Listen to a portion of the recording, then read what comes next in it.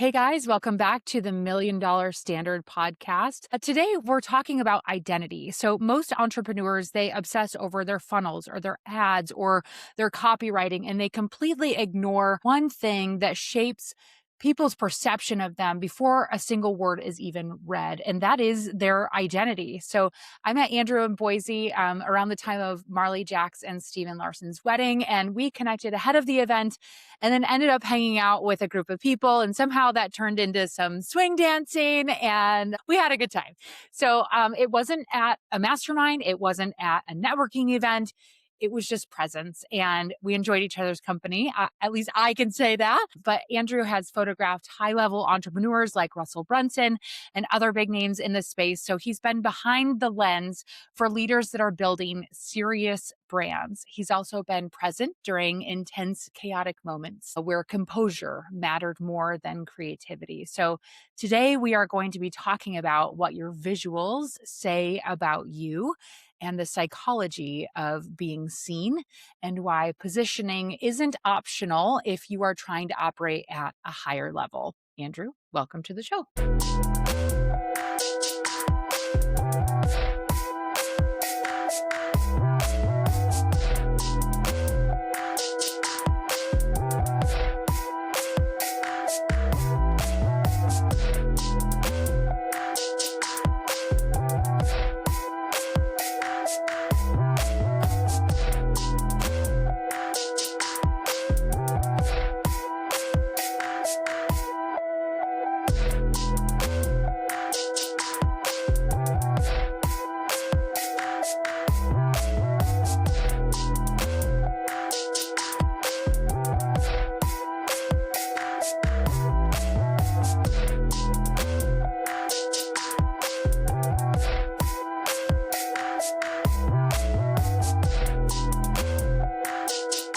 Hey, thanks. That was a good intro.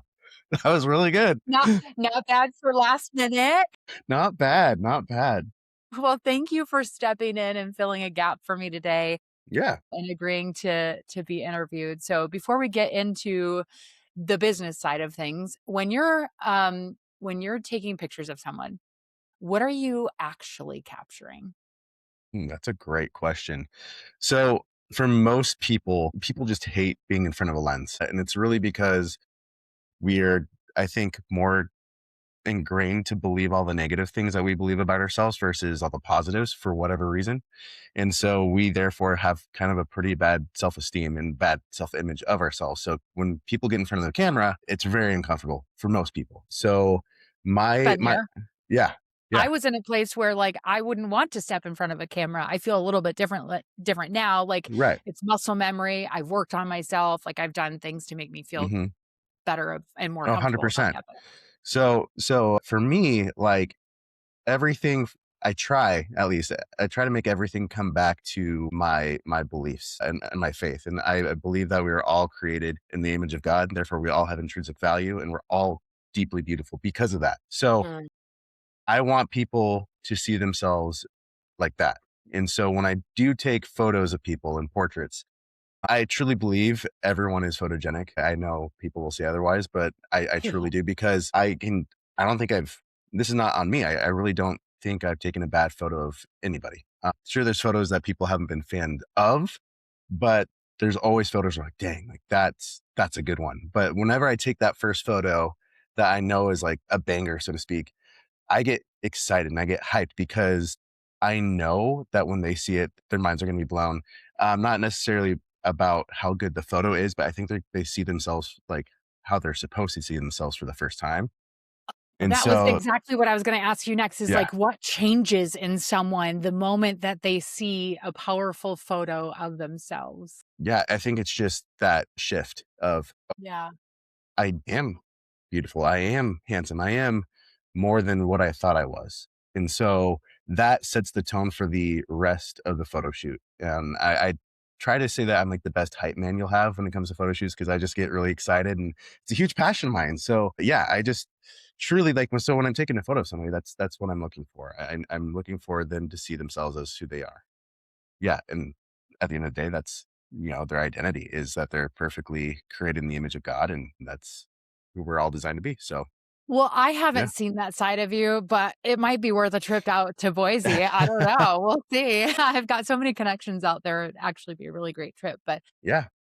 so what do you let me see, how do I want to ask this? Is confidence something that you are directing in the subject that you're shooting or that you feel like maybe you're revealing in the person that is being photographed? I think it's more of a revealing than a directing thing because I think we feed off of each other's energy pretty well. So if you have a photographer that's like really hyped up that you can tell is passionate, and especially that shows you a photo like, hey, like this is the photo as is without any editing. Like this is awesome. They get excited, and then the confidence just explodes most of the time. Like people get excited, like all right, I can do this, and then I don't know. I love people. I claim to be pretty a very personable human being, and so I love making people laugh. I love making people feel comfortable in uncomfortable situations, and so I think it's just a really good mixture of people finding their confidence in the moment, and then also just kind of having a relationship with me at the same time. Yeah. It's not a awkward situation most of the time. It's a fun like I don't know. I think I try to really think. I don't know if I've ever had like a boring or bad photo shoot. All of my clients that I've ever done are usually really fun. And even if they're really nervous to begin with, it always ends up being a blast. And I get Yeah. told that every time. So I actually yeah, have a photo shoot tomorrow. The problem that I always find is I have such a good time. Like I hype myself up. Usually my photographer's hyping me up. My face is hurting by the time I'm done and like trying to take like some serious shots or, things like that. And I'm like, I can't stop smiling. Or she's always telling, she's like, Jody, shut your mouth. Cause I'm like smiling with my mouth open. So yes, always need a good person to like be hyping me up for a photo shoot. What I love though is that like this isn't about the perfect angle or the perfect lighting. It's more about the belief, right? That you're worthy, that you can have a great photo of yourself and not look at it with judgment, but look at it with a love for yourself and the love that our Father has for us too. hmm Yeah, and I I think love that's honestly, I think if people ask themselves the question of why do I want to get my photos taken, it's not for branding. I mean, that could be the initial reason, right? But I believe it's because they want to feel seen and they want to feel seen by other people too, not just themselves. And especially when get to that point, like you said, where you start becoming more and more comfortable being in front of a camera, it's something that you eventually take pride in. Like, like we got this. Like I can rock a lens, I can get in front of it and I can like it's one of those things where I know Russell talks about this a lot when you own a business, like you have to be like the attractive character. And when Yeah. you start really believing that you are beautiful, that you are worthy, that attractive character side comes out full force. And so I think people just, at the end of the day, want to see themselves as who they really are, even if they don't really recognize it at first. Um, but yeah, I was actually talking to one of my friends telling him that I have this photo shoot coming up, and he was like, "For what?" I'm like, "For my business."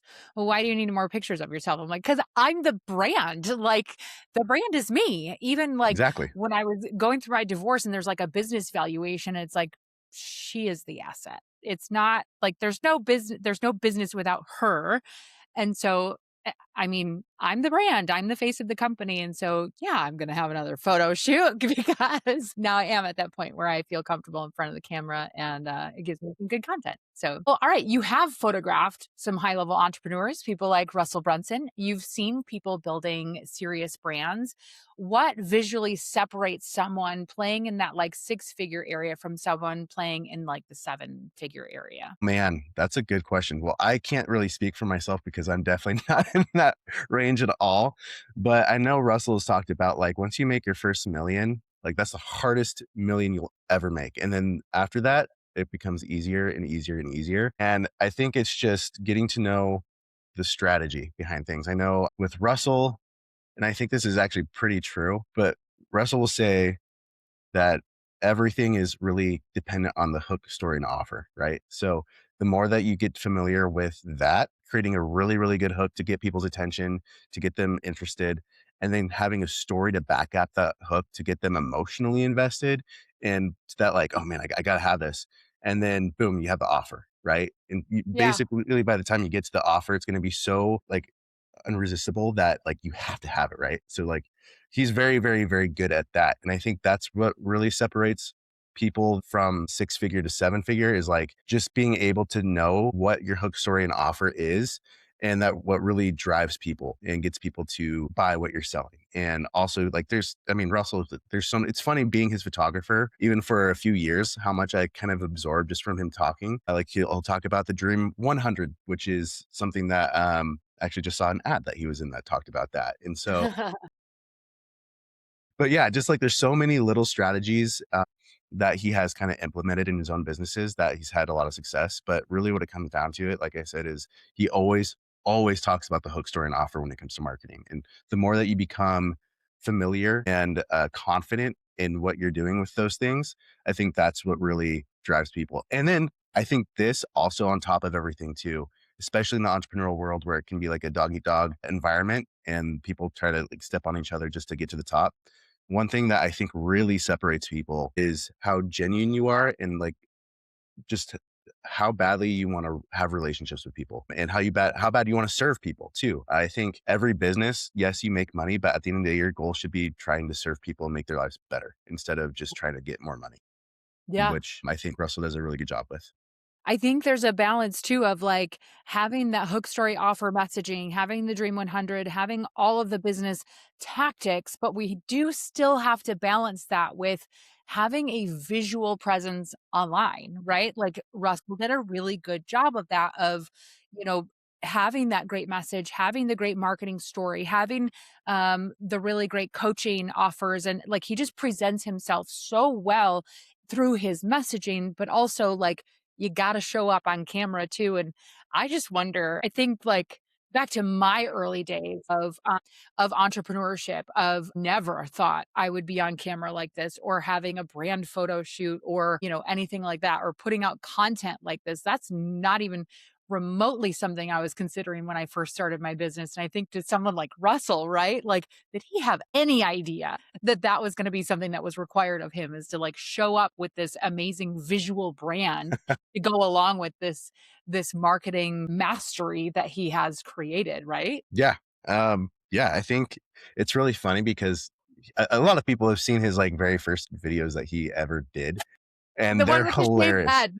The shaved head, and I think there's like a toilet flushing in the background in one of Oh, them. no. But like the crazy thing about Russell is like a lot of people don't know this, but he's pretty introverted. Like he's people wear him out and it takes a lot of energy out of him. But like when you get him in his environment, the dude lights up, and it's because he knows what he's doing is important, and it's purposeful, and he's serving people, and that's what really gets him going. It's not the money, it's not all of the flashy materialistic things that you would normally think about. It's like when he talks about serving people, that's when his eyes light up, and so that's what made filming with him super fun. Especially, I remember one day we made 60, a little over 60 short form videos with Eric, oh gosh, what's his last name? Was it Eric Beer? Eric Thane. No, it was Eric like Eric Thane. Thane. Okay. Yeah. Uh, he was just so spent after that day, like just completely drained. But you could tell that he was like, yeah, no, this was worth it because I know that through these videos we're helping people. So that was a really Yeah. fun day. It was a long day, but it was a fun day.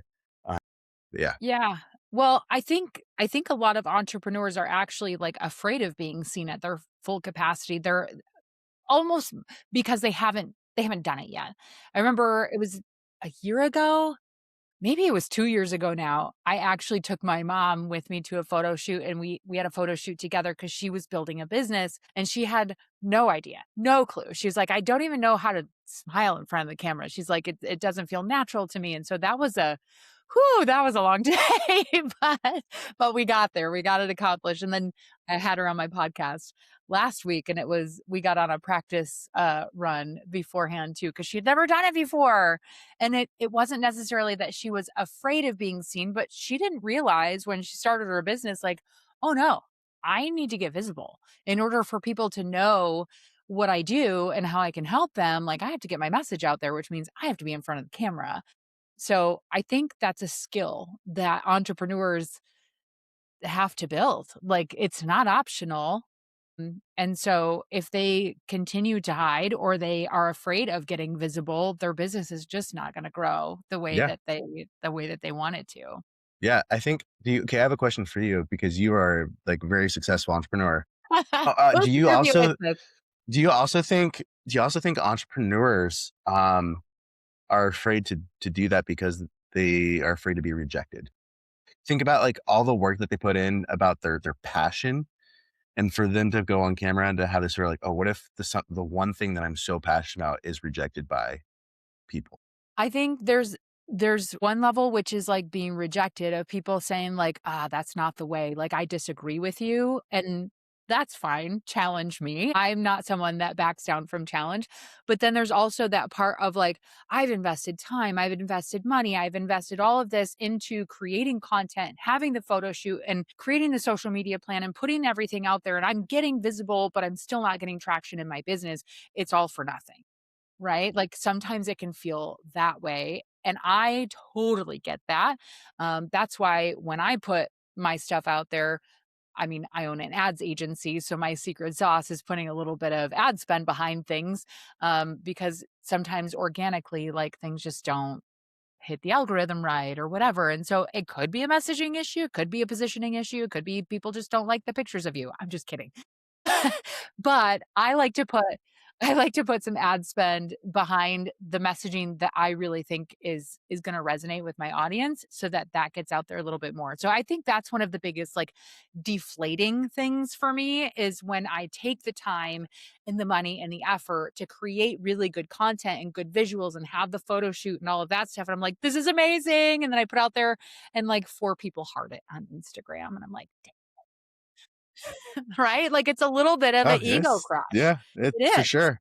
So, goodness, but so you've been behind the lens in some high energy environments, but you've also been present in moments where something has shifted really, really fast. And I got your permission to talk to you about this before the podcast started. If you guys haven't heard Andrew's story, there's other podcasts where, it's long, goes deep into the events of this day. But you were one of the photographers the day that Charlie Kirk was shot. So I don't want to dwell on this for too long. It's been a topic of conversation. I don't Yeah. want to have to like rehash everything. I know it was really, Yeah. really hard for No, you.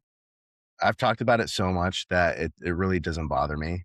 Okay. In fact, I've realized that talking about it more for a lot of people actually is comforting because so many people have questions about that day. There's a lot of things I can't answer, not because I'm not allowed to answer, but just because I don't know.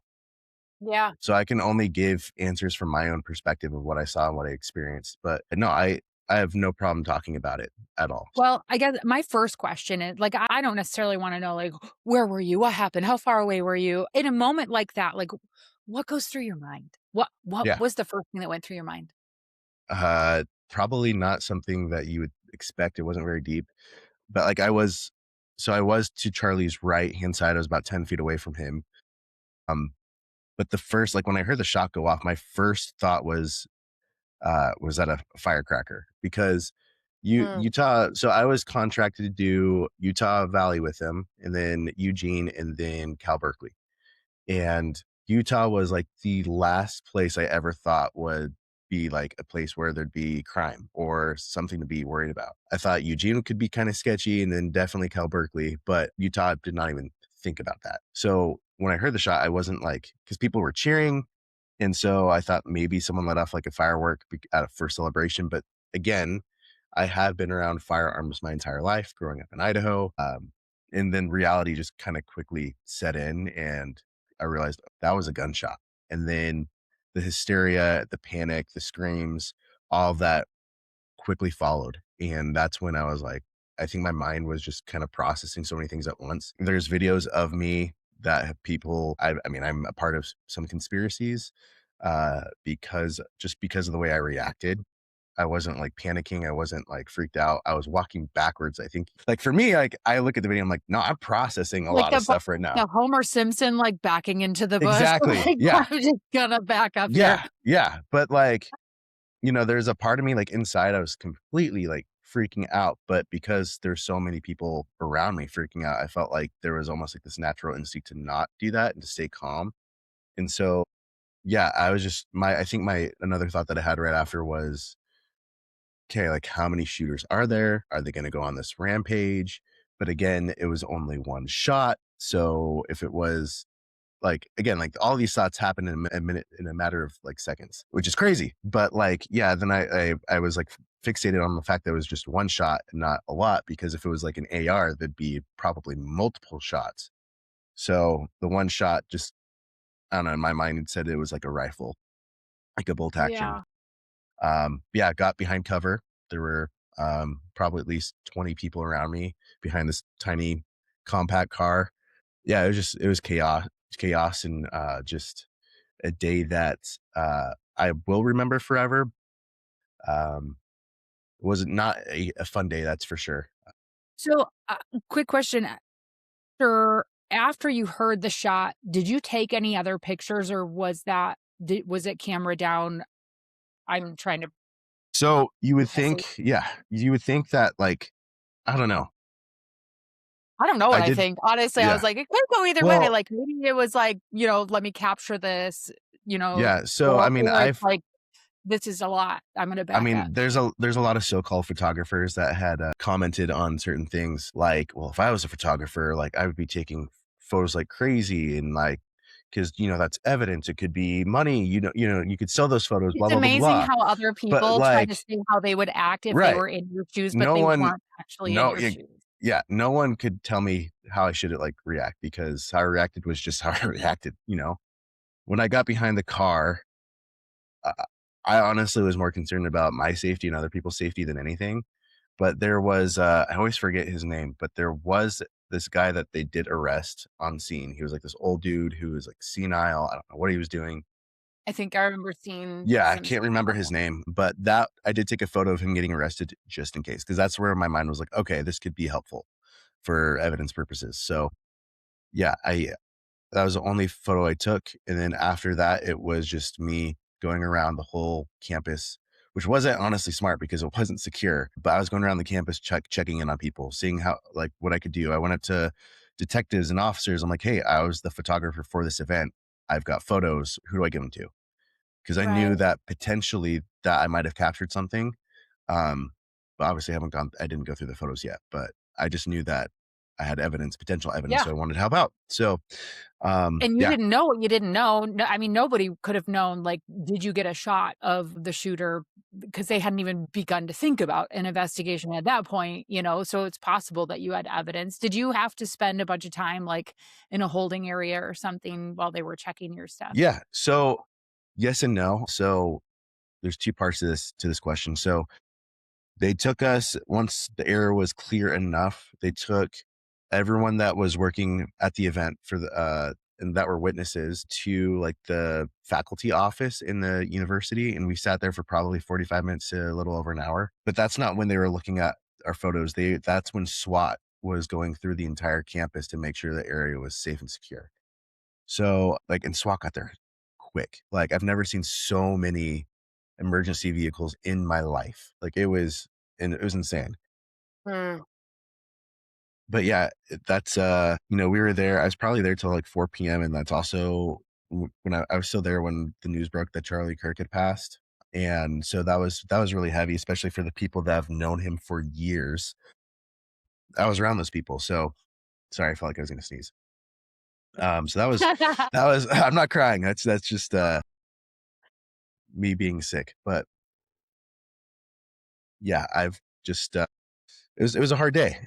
But the so I was supposed to go home that night, which I still did, but the detectives called me. They're like, "Hey, is there any chance we can meet you before the flight? We're actually right next to the airport. We just need those photos." And I was like, "Yes, absolutely." So I got an Uber all the way to the police station in Salt Lake and met detectives.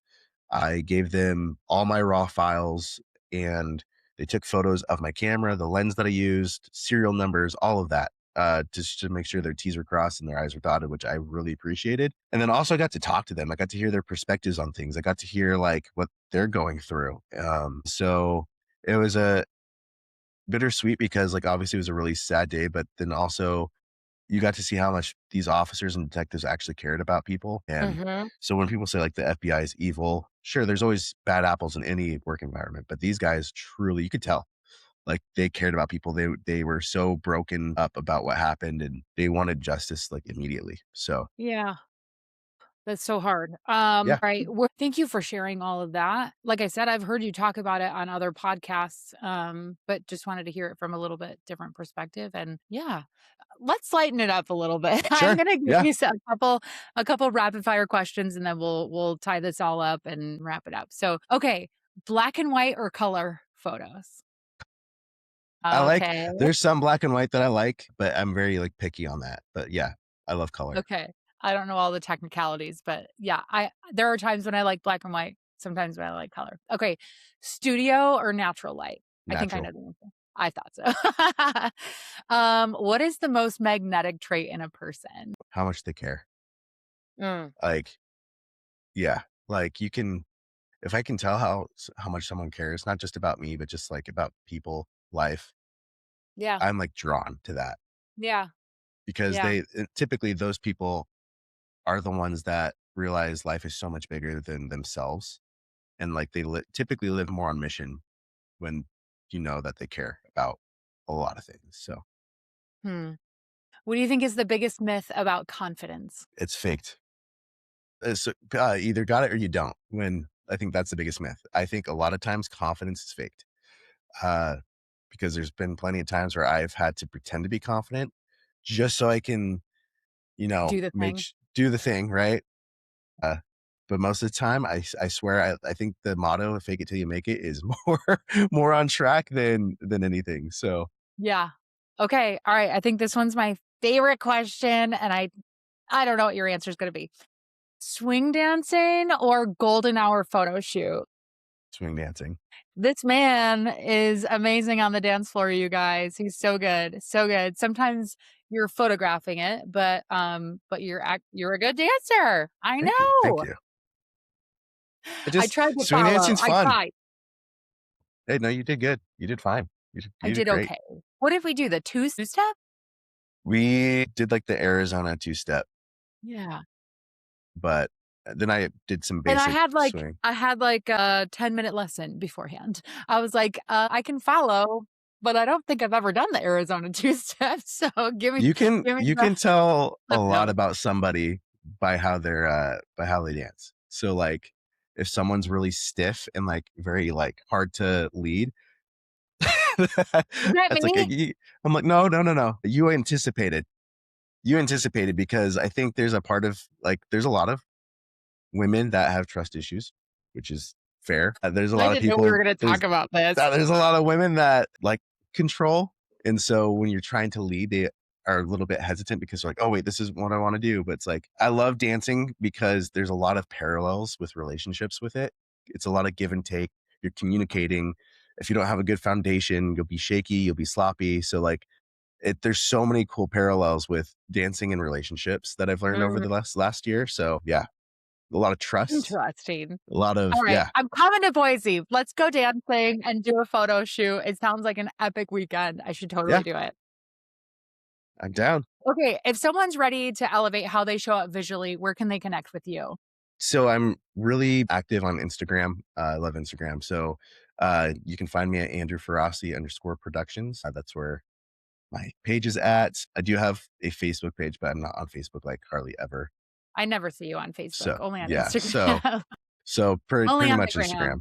Yeah. Okay. So, all right. For those listening, if this episode made you rethink how you show up, not just in your business, but in your identity or maybe on the dance floor, share it with someone who needs to stop hiding because positioning isn't vanity, right? And we talked about confidence a little bit too, but it's also about leadership.